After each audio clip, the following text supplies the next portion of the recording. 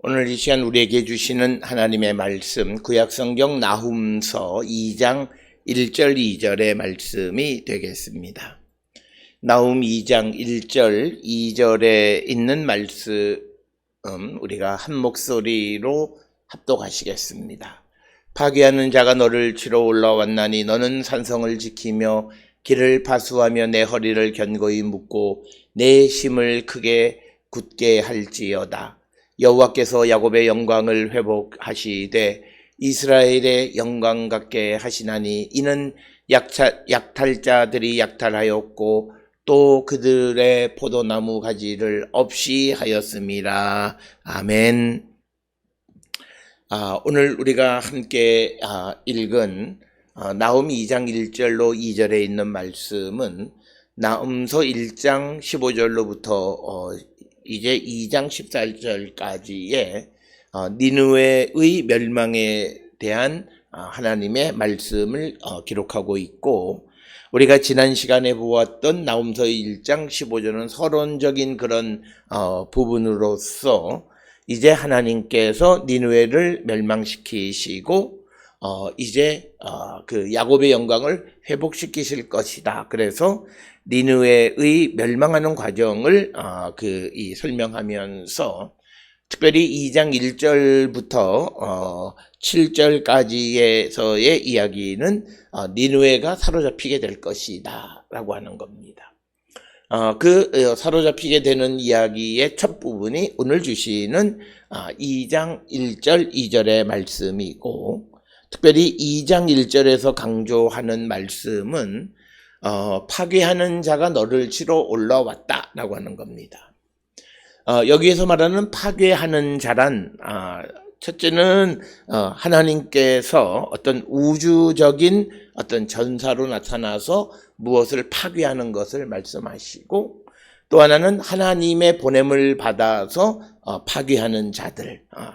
그래서 파괴하는 자가 역사적으로는 아시리아를 공격했던 바벨론이나 메대가 이 파괴하는 자에 속할 것이고, 우리가 신앙적인 측면에서 살펴보면 파괴하는 자는 이제 하나님 혹은 하나님이 보내신 하나님의 대리인들이 이제 그 니느웨 성을 파괴하기 위해서 오셔서 그가 이제 파괴하러 니느웨에 왔으니, 오늘 주시는 1절에 너는 산성을 지키고 길을 파수하며 내 허리를 견고히 묶고 내 힘을 크게 굳게 할지어다. 이 말은 그러니까 하나님이 쳐들어왔으니까 산성을 지키고 또 길을 지키고 허리를 질끈 동여매고 힘을 다하여 막아라라고 하는 게 아니라, 이 말은 막아보려무나, 즉 이 말은 니느웨에 대해서 하나님께서 조금은 시니컬하게 비아냥거리게 말씀하시는 거예요. 즉 자기의 힘을 의지하는 니느웨에 대해서 한번 내가 파괴하는 자를 너에게 보냈으니까 너 한번 막아봐 라고 하는 그런 말씀이 되겠습니다. 특별히 오늘 우리가 가지고 있는 성경에서 특별히 히브리어는 의문사라고 하는 것이 잘 없습니다. 그래서 우리가 동사 앞에 어떤 정관사 하를 붙여서 의문으로 해석하고 하는 것, 또는 문맥상으로 의문문으로 해석하는 것. 그래서 오늘 주시는 나훔서 2장 1절은 굳게 해라 라고 하는 것이 아니라 한번 굳게 해봐라 라고 하는 그런 말씀이 되겠고, 비아냥거리는 말씀이 되겠습니다. 그러니까 오늘 주시는 말씀에 너는 산성, 이 니느웨 성을 굳게 지키고 또 길을 지키고 파수하고 허리를 아주 단단히 묶고 힘을 크게 하고 굳건하게 해봐라. 이 말은 우리가 잘 알다시피 이 니느웨는 자기의 힘을 의지하는 자들입니다. 자기의 능력을 의지하는 자들입니다. 그들에 대해서 하나님께서 그래, 너의 힘을 의지하는 아수르요, 너의 힘을 의지하는 니느웨요, 한번 하나님께서 보내시는 그 파괴자, 그를 한번 막아봐라 라고 하는 그런 말씀이고, 오늘 주시는 본문에 파괴하는 자로 번역되어져 있는데 이것을 문자적으로 직역하면 흩어버리는 자 이겁니다. 그런데 그가 누구라고 하는 것은 구체적으로 언급되어져 있지 않고 때로는 여호와에 대한 수식어, 즉 여호와께서 범우주적인 전사로 등장해서 악한 세력을 물리치실 때 그 하나님에 대한 수식어로 파괴하는 자라고 하는 말을 쓰는데 이것은 하박국 3장이나 스가랴 13장, 시편 18편, 68편, 144편, 그리고 사무엘하 22편 등에도 등장하는 그런 표현이 되겠습니다. 특별히 오늘 주시는 이 파괴하는 자라고 하는 것은 예레미야 51장 20절에 여호와께서 이르시되 너는 나의 철퇴 곧 무기이라. 나는 내가 나라들을 분쇄하며 내가 국가들을 멸하며, 즉 하나님께서 누구를 통해서 어떤 하나님의 원수들을 물리치시고 파괴하시는 분이다라고 하는 것이 예레미야 51장 20절에도 기록이 되어져 있고, 산성이라고 하는 것은 예레미야 51장 12절에 바벨론 성벽을 향하여 깃발을 세우고 든든히 지키며 파수꾼을 세우며 복병을 매복시켜 방비하라. 이는 여호와께서 바벨론 주민에 대하여 말씀하신 대로 계획하시고 행하심이라. 그러니까 이 예레미야 51장 12절에서도 한번 하나님이 하시는 것을 너희들이 하는 전술, 전략, 무기, 군인 이런 것 다 동원해서 한번 막아봐라 라고 하는 겁니다.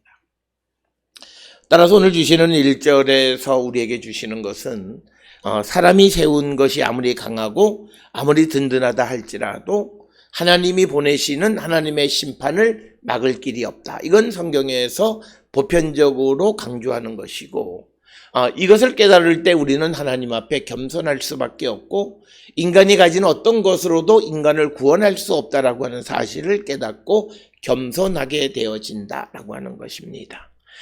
그런데 우리가 아시리아나 바벨론이나 페르시아 이런 제국들이 하나님에 의해서 도구로 쓰임받으면서 범우주적인 제국을 형성하게 되어지니까 그들이 생각할 때 마치 자기들의 힘이 강해서 세상을 정복하는 것처럼 생각하는 교만한 마음이 들게 되자 하나님은 그들을 파괴하신다.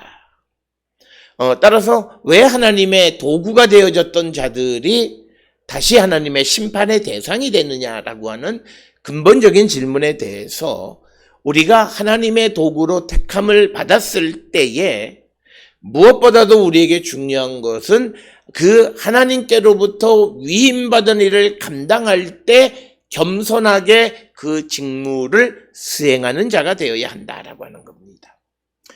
많은 사람들이 하나님께로부터 받은 일을 수행할 때 교만할 때 하나님은 그들을 멸망시키시고, 특별히 또 우리가 이 세상을 살아갈 때에도 우리가 누구를 대리하는 권한을 가지고 있었을 때 겸손히 그 직무를 수행해야지, 마치 이것이 위임받은 것임에도 불구하고 자기의 힘과 능력이라고 생각해서 교만을 떨다가는 하나님의 심판을 면할 길이 없다라고 하는 것을 우리에게 가르쳐주는 말씀입니다.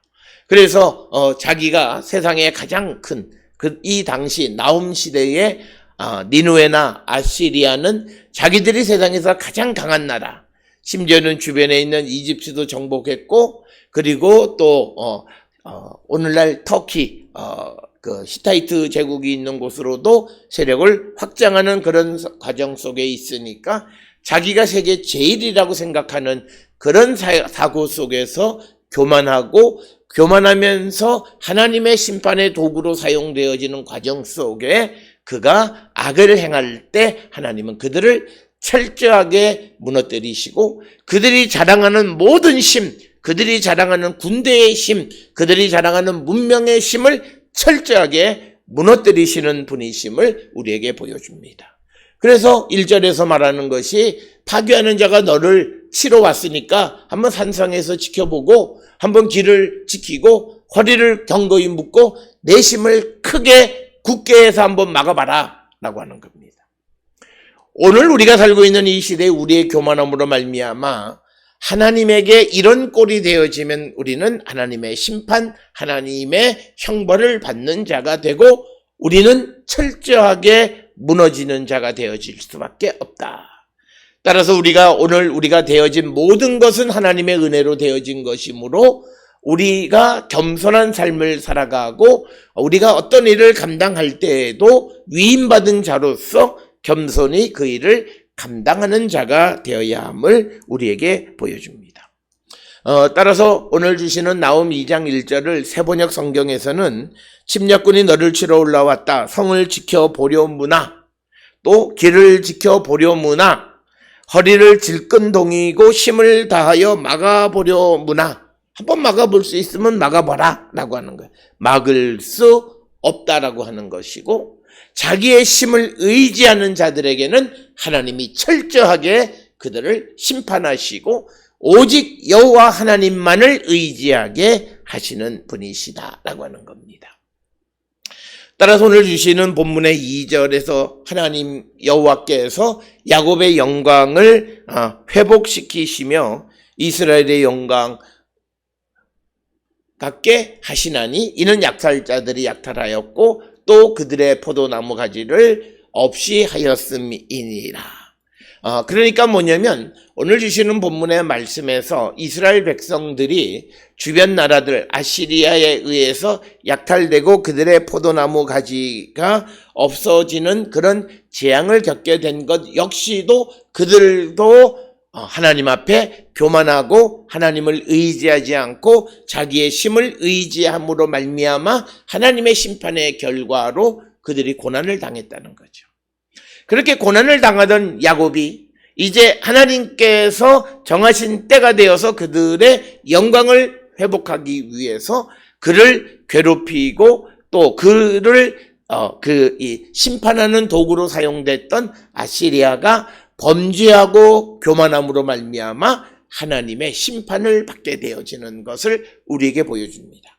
따라서 오늘 주시는 1절과 2절에서는 교만한 자를 심판하고 그 교만한 자가 무너짐으로 말미암아 그 교만한 자의 압제를 받던 야곱은 다시 회복되어지는 것. 이 두 가지가 오늘 주시는 본문에서 교차적으로 나타나는데 유다의 원수가 멸망하고 그 대신에 야곱은 영광을 회복하게 되어졌다라고 하는 겁니다. 야곱의 영광이 무너진 이유는 약탈자들이 약탈하였고 포도나무 가지를 없앴기 때문이다라고 하는 겁니다. 그런데 이제 여호와께서 야곱의 영광을 회복시켜 주신다라고 하는 겁니다. 즉 이스라엘의 원수의 멸망이 곧 야곱의 회복으로 이어지는 것을 우리에게 보여주는 겁니다. 구약 성경에는 이런 것이 아주 분명하게 등장하지만 그러나 이제 예수 그리스도에게로 넘어와 신약 성경 신약 시대가 됨으로써 예수님이 오셔서 우리에게 주시는 것은 주님은 이 야곱의 영광을 회복시키실 뿐만 아니라 하나님께서 파괴하는 그 아수르와 또 니느웨도 하나님께서 그들을 회복시키기를 원하시는 분이다. 그래서 구약에서는 원수와 의인과 악인의 구별이 분명하지만 그러나 예수님이 이 땅에 오셔서는 악인의 죄를 담당하심으로 악인도 구원하시려고 하는 그런 입장을 가지고 있다.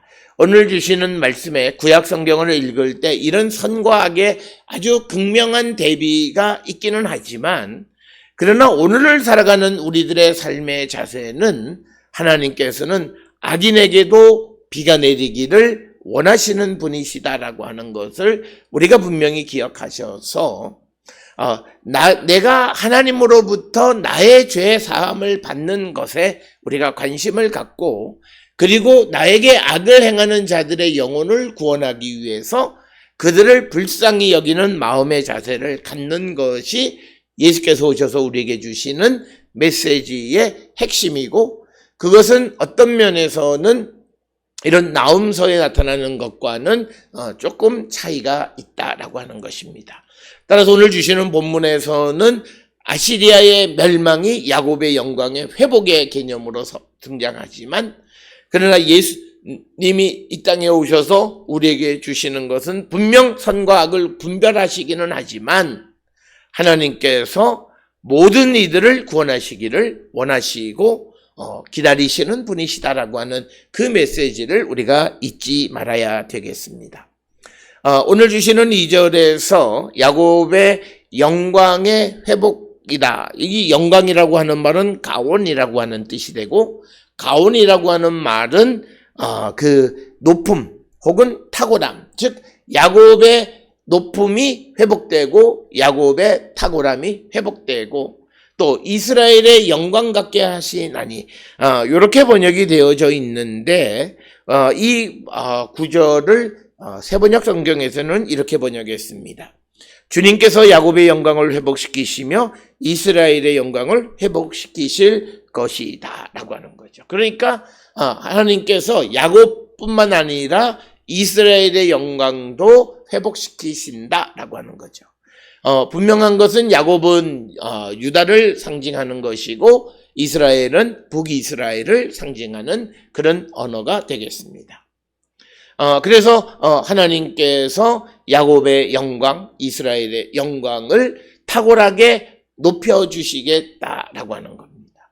그런데 그들의 현재의 모습은 약탈자들이 약탈해서 약탈당한 상태이고 또 포도나무 가지가 다 없어지는 그들의 가지가 다 약탈당한 그런 상태에 있는 야곱 이스라엘을 다시 높이고 다시 회복시켜 주시겠다라고 하는 것입니다.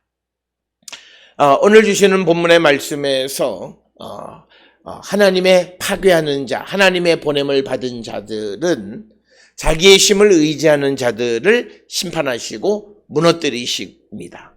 또 자기의 힘을 너무 의지하는 사람들에게 한번 너의 힘으로 나를 한번 막아봐 라고 하는 겁니다.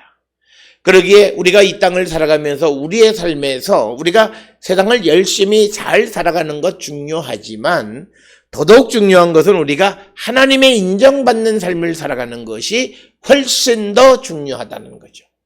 내가 수단과 방법을 가리지 아니하고 무엇을 이루어 놓고 그것이 나를 안전하게 나를 지켜줄 것이라고 하는 교만한 생각을 가질 때 하나님은 파괴자를 보내서 그것을 다 없애버리십니다. 그것을 없애버리시는 이유는 간단해. 그것이 없어야 전적으로 진실되게 하나님을 의지하기 때문입니다.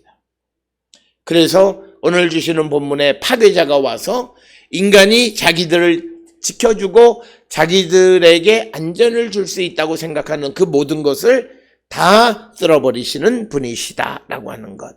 따라서 우리는 이 땅을 살아가면서 우리가 세상에서 열심히 살아가는 것도 중요하지만 그러나 무엇보다도 하나님의 보호하심과 인도하심을 받고 살아가는 자들이 되어야 하고, 그러기 위해서는 날마다 성령의 충만한 가운데 성령의 인도함을 따라 살아가는 자가 되어서 교만하지 않고 하나님의 뜻이 무엇인지를 분별하고 하나님의 인도함을 받는 삶을 살아갈 때 우리는 파괴하는 자에 의해서 파괴되지 않는 삶을 살아가는 자가 될 수 있다라고 하는 것이고, 하나님은 우리의 영광을 회복시켜 주시는데 우리의 영광을 회복시켜 주는 방법은 내 노력과 내 방식이 아니다라고 하는 거예요. 이건 전적으로 하나님에게 달려 있다는 거죠. 이 나움 시대에 이스라엘이 유다가 아시리아 제국의 압제로부터 벗어날 수 있는 자신들의 방법은 아무것도 없어요. 국제 정치적인 상황도 마찬가지고 또는 국력적인 측면도 마찬가지고 군사력을 비교해 봐도 유다는 결코 아시리아 제국의 압제로부터 벗어날 방법이 없어요.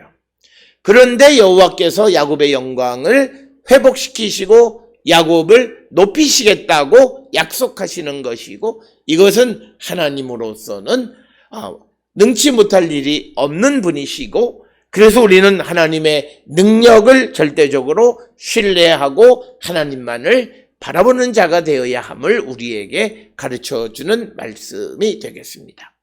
오늘 우리가 살고 있는 이 시대, 여러 가지 어려운 시대, 경제적으로, 사회적으로 여러 가지 우리가 어렵고 힘든 시대를 살아갈 때 우리의 삶을 더 높여줄 수 있는 방법은 과연 무엇일까? 물론 내가 열심히 일하고 최선을 다해서 일하는 것도 중요하지만 그러나 하나님께서 그 길을 이끌어 주셔야만 가능하다라고 하는 것이 성경의 가르침이십니다. 그래서 우리가 하나님께로 가는 자가 되어야 한다.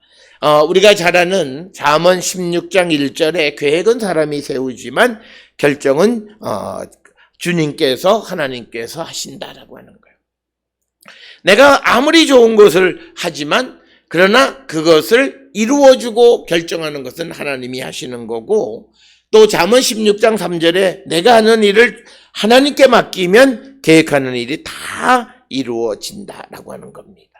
그러면서 잠언 16장 5절에 하나님께서는 마음이 거만한 모든 사람을 역겨워하시나니 그들은 틀림없이 벌을 받을 것이다. 오늘 주시는 나훔 2장 1절에서 니느웨가 하나님의 그 심판을 받는 이유는 그들의 교만함 때문입니다. 오늘 우리가 살고 있는 이 시대에도 우리는 주님으로부터 택함을 받은 자들입니다. 그래서 하나님의 나라를 위해서 일할 수 있는 일꾼으로 택함 받은 자로서 하나님의 은총 가운데 살아갑니다. 그런데 그 하나님의 은혜를 마치 자기의 능력인 양 착각하고 교만한 마음을 갖게 될 때 그는 반드시 하나님의 벌을 받는다. 성경의 말씀입니다. 따라서 우리는 오늘 주시는 본문에 니느웨와 같은 교만한 자가 되어서도 안 되고, 또 우리가 하나님 앞에 거만한 사람들, 그래서 하나님이 역겨워하는 그런 존재들이 되면 우리는 반드시 하나님의 심판을 면할 길이 없다라고 하는 말씀을 기억하시면서 오늘 주시는 나훔 2장 1, 2절의 말씀, 그래서 과연 하나님이 나에 대해서 말씀하시기를 한번 네가 의지하는 것 갖고 나를 한번 막아봐. 그래서 하나님의 벌을 우리가 받는 단계에 있지는 않는가. 우리의 삶을 돌이키고 우리가 좀 더 겸손하고 우리의 삶이 나아지고 내가 좀 더 높은 곳에 가면 갈수록 더 겸손해질 때 더 큰 하나님의 은혜 가운데 우리에게 주신 것이 영원히 지속되어질 수 있다라고 하는 것입니다. 오늘 주시는 나훔 2장 1, 2절의 말씀에서 하나님이 분명 아시리아를 유다를 향한 하나님의 심판의 도구로 쓰셨지만 왜 그들을 하나님이 심판하시고 멸망시키시는가? 그들의 교만함 때문이라고 하는 겁니다.